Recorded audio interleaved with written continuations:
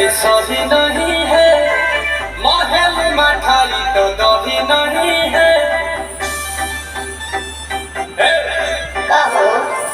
लगन जज आज सही नहीं है, महल मठाई तो दही नहीं है।